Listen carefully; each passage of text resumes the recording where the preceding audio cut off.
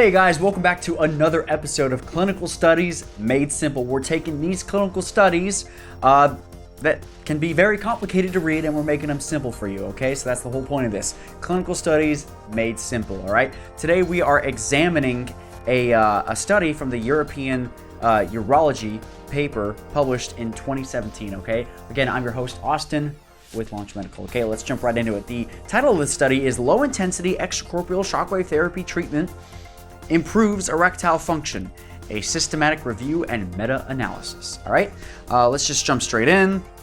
We're going to jump straight down to the evidence synthesis, okay?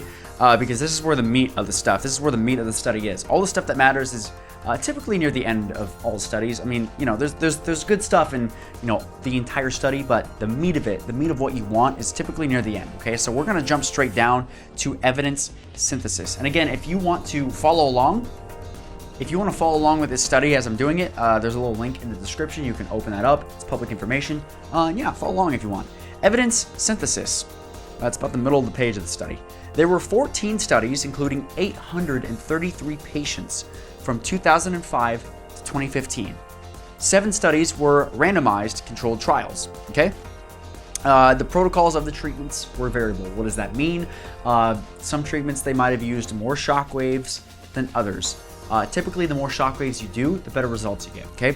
The meta-analysis revealed that shockwave therapy could significantly improve IIEF scores. What is that? If you've never seen one of these videos, an IIEF score is the International Index of Erectile Function. It's basically how these studies measure improvements in erectile health, erection health, sexual performance health.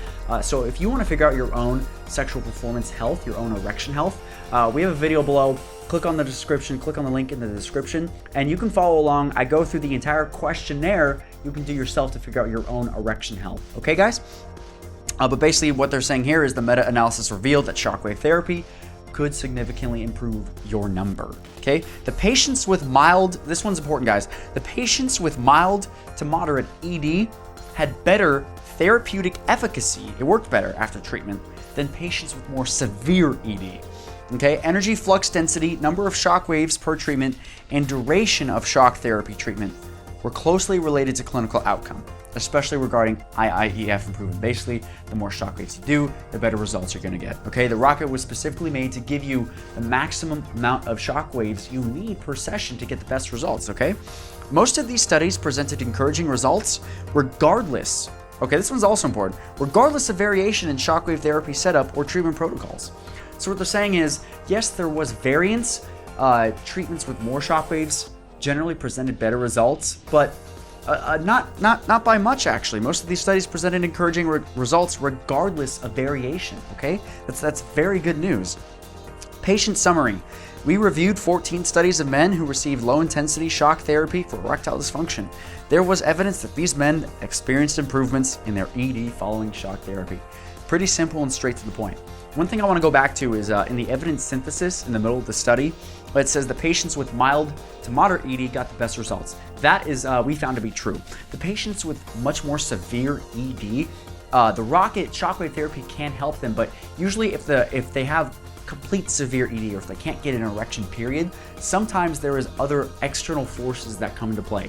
Sometimes it's diet and exercise. That is under your control, okay?